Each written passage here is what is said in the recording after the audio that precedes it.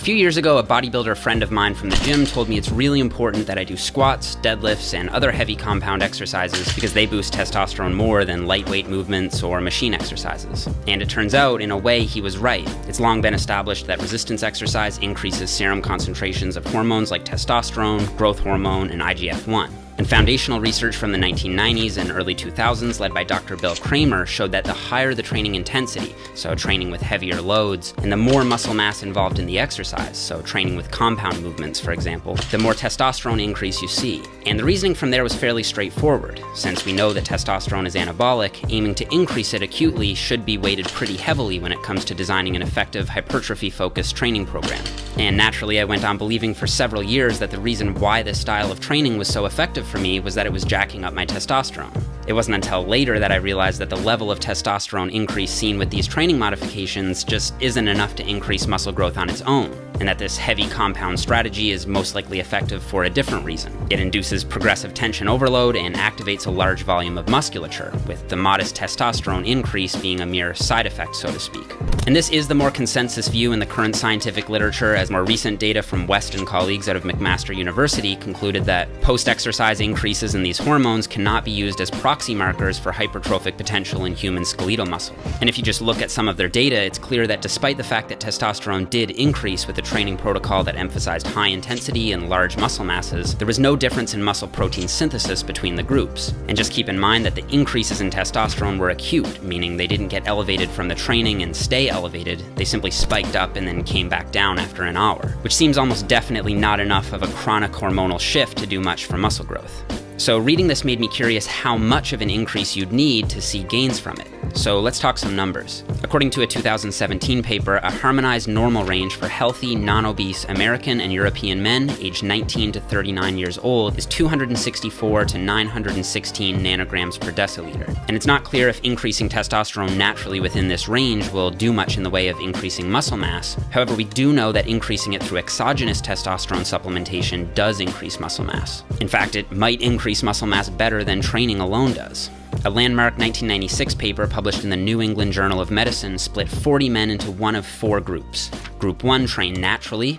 Group 2 took 600 milligrams of testosterone every week and weight trained. Group 3 took 600 milligrams of testosterone every week but did not weight train. And Group 4 was the placebo group. They didn't train or inject testosterone. The training program was a little weird, just 4 sets of 6 reps on the squat and bench press 3 times a week for 10 weeks.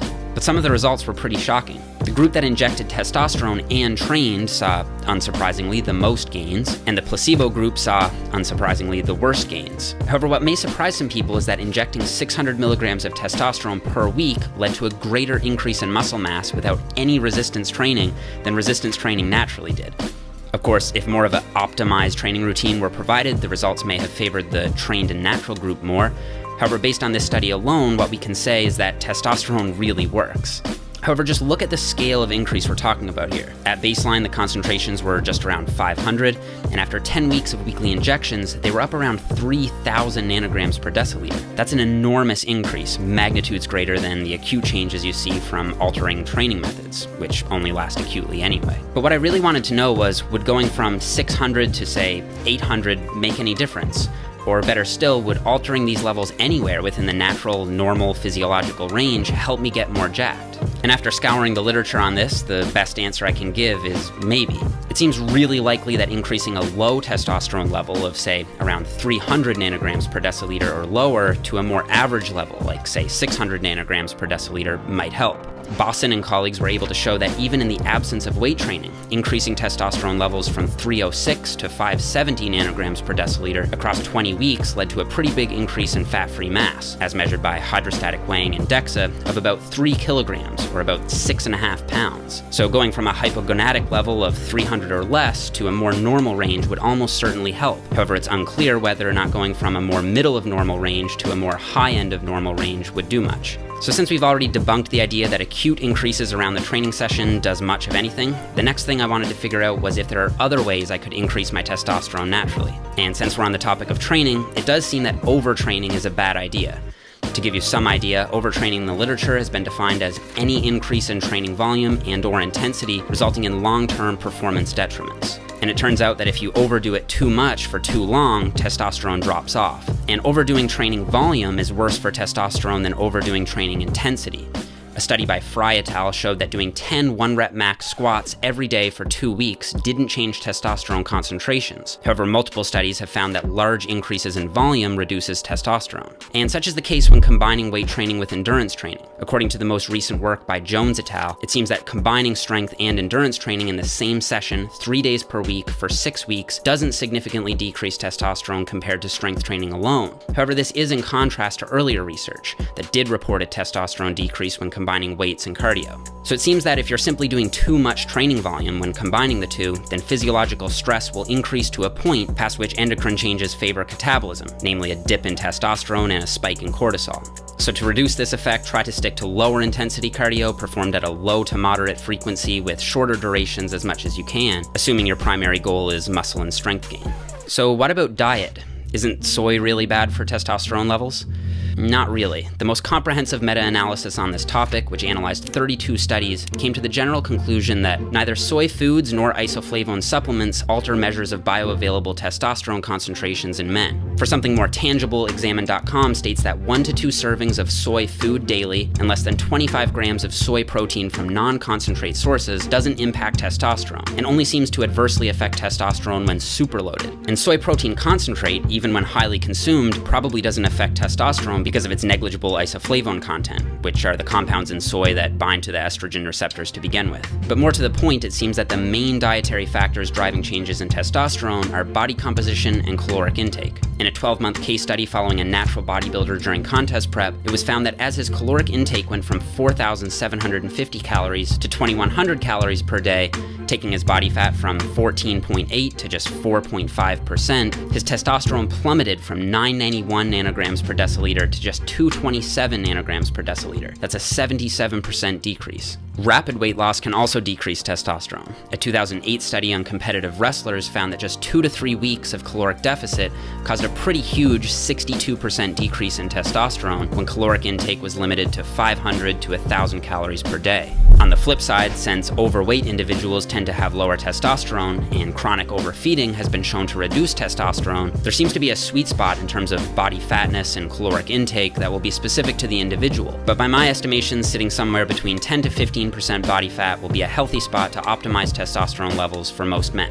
The macronutrient composition of the diet also seems to matter, with high-fat diets generally outperforming low-fat diets. However, it seems that total energy intake is likely the main driver of these changes, and I personally think that as long as your fats are somewhere in the normal range of, say, 20 to 40% of caloric intake, testosterone levels can be optimized. There's also a slight trend towards saturated fat increasing testosterone more than other fats, so including some saturated fat and sufficient fat generally may help in optimizing testosterone. However, keep in mind that the magnitude of these changes are relatively small, with one study showing a low-fat diet to reduce testosterone by 12% in older men, and another study showing a higher-fat diet to increase testosterone by 13% in young men.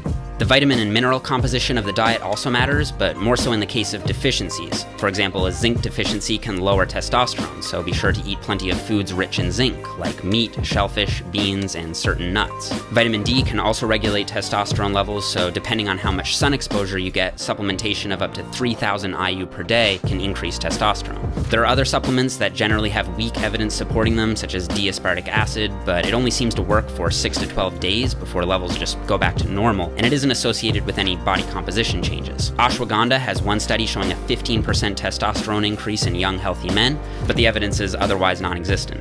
Other supplements like tribulus, horny goatweed, and fenugreek have no evidence, no human evidence, and conflicting evidence, respectively. For these reasons, I wouldn't focus on natural supplementation for boosting testosterone. So what about lifestyle factors like sleep, stress, and sex? While the correlation is not as strong as I would have expected, decreased sleep has been associated with decreased testosterone. While one 2011 study found that reducing sleep from 8 hours to 5 hours per night for 5 days reduced testosterone by 10.4% in young men, a later 2012 study found that reducing sleep from 10 hours to 4 hours for 5 days noted only a trend for reduced testosterone that didn't reach statistical significance. On the other hand, sleep deprivation for 33 hours straight resulted in a 27% average drop in testosterone in 24 young men.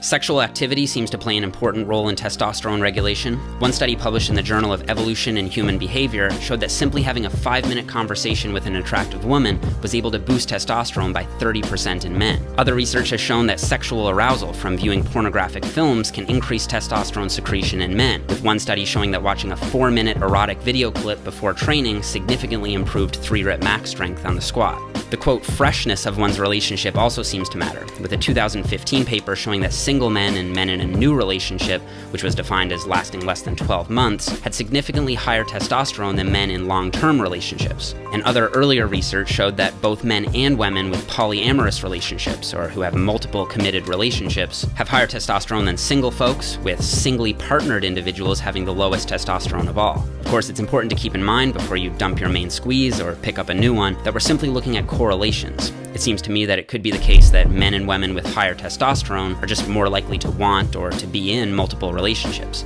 not necessarily that having multiple partners increases testosterone, while that remains a strong possibility. Given the variety in lifestyle preferences on this front, perhaps the most generalizable advice is to have regular sex, since testosterone increases after evening coitus in both men and women, while on evenings with no intercourse, testosterone decreases as the night goes by. And for the record, ejaculation by itself isn't associated with changes in testosterone, since the actual ejaculatory process is regulated by serotonin and nitric oxide, not testosterone.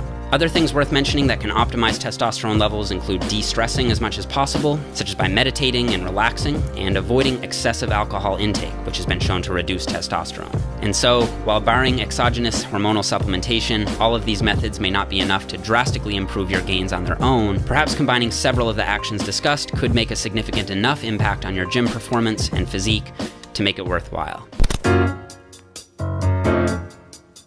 All right, what is going on, everyone? So first of all, I just want to say thank you so much for watching the video. I put a lot of energy into creating this one in a way that was not only information-packed, but also hopefully entertaining to watch. And I want to give a quick shout out to Squarespace for sponsoring this video.